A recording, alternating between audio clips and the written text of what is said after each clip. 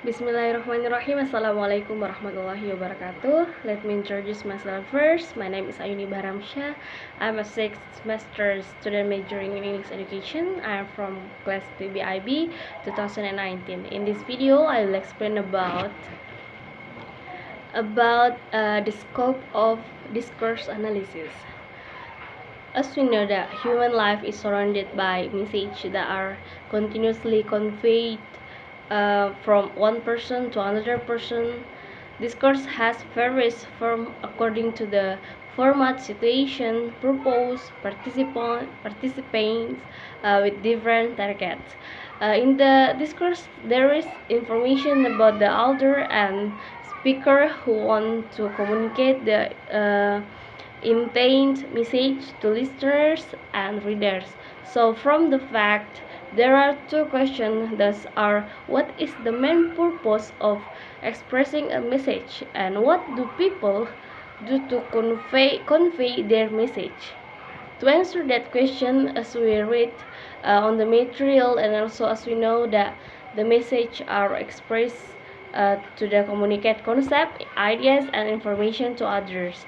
And also to the second question, the message are conveyed in written text, or they write and spoken interaction, or they speak. From that question and the answer, we can say that spoken interaction is the primary medium and written is a secondary one. Other that the scope of discourse analysis is in the area of spoken and written discourse. Then, what is spoken discourse? About this, there are three ideas of it. The first is language is verbally used by using speech in communication. The second is it constitutes a series of conventional system of sounds. And the third is actual representation is speaking. In simply understanding, speaking means to understand spoken discourse. And the next is about speaking. What is speaking? I think anyone has know about it. Speaking is skill to convey message orally, in which the skill is formed by knowledge of vocabulary, pronunciation, grammar, fluency, and comprehensibility. According to Richard, 2008, there are three major functions of speaking. The first is speaking as interaction.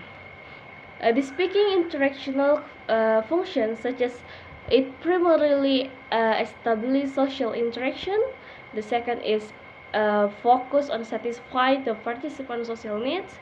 And the third is it contains more than one topic of talk. There are interactional functions indicate the most frequent activity of talking for most conversation. About conversation. Conversation as the most frequent spoken discourse can take place in two different contexts.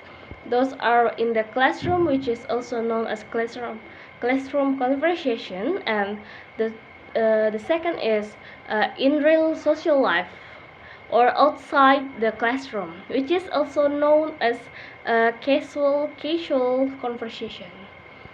The distinction between classroom and casual conversation is in casual conversation, people don't need to put their hand up if they want to speak. In classroom conversation, students are expected to do it if they want to say something. The fact concerning classroom conversation: for Indonesian students, classroom is a primary place where they frequently exposed and encouraged to speak in the foreign language, either with their classmates or teachers. The second, for some language practitioners, classroom conversation is special variety of language used by teacher and student in their interaction. Then, the special style of classroom conversation are: the first is teachers tend to simplify their speech. The second, teacher and students' interaction are limited by time and space because both parties simply involved in communication in the classroom when the teacher are teaching the student. The reason for discourse analysis of classroom conversation: The first is to show its difficult characteristic in terms of structure, function, and so forth, which have made it different from casual conversation. The second, to encourage the student to know and to use the characteristic when they are in the classroom setting and want to involve in conversation therein.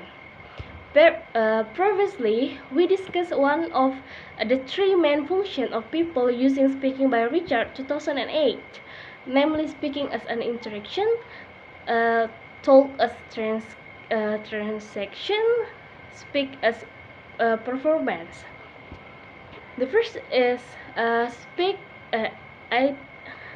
I mean the second. Speak as transaction. Richard 2008 stated that speaking as a transaction refers to a situation where the focus is on what is said or done. The meaning of the message that makes a person understood clearly and accurately is the main focus. In our social life, transactional speaking can be identified in the form of a discussion, debate, job interview, and etc. The main feature of transactional speaking are: the first is serves to exchange information, the second is oriented to message, that means communicating meaning, the third is participants use mutual understanding strategies, and the fourth is more question, repetition, comprehension check are needed. Next, negotiation of ideas usually takes place, and the last, language accuracy is not always important. Richard argues that transactional speaking participants need several skills to enable them to engage in transactional discourse activities. Skill can be classified into participant ability to explain the need or intention, explain something, ask a question, ask for clarification, confirm information, and etc. Speaking performance is recognized as the third scope of oral discourse, which refers to public speaking. According to Richard 2008, performance speaking is a type of oral discourse intended to convey information in front of an audience, which is usually delivered in the form of a monologue rather than a dialogue, such as class presentation, public announcement, lectures, and speech. When a speaker speaks in front of an audience, the speaker often uses formalities that are closer to writing than interpersonal spoken language.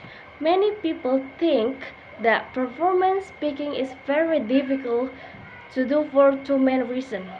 The first, speaking in front of a group of people requires high self-confidence. In order to overcome anxiety or stage fright when giving a speech or presentation to an audience, while not everyone has high self-confidence, they have to practice public speaking over and over again to develop high self-confidence. Second, public speakers are required to make effective speech when speaking in public relate to discussion about how to make effective public speaking. I think that's all. Thanks for your nice attention. The last I say, wassalamualaikum warahmatullahi wabarakatuh.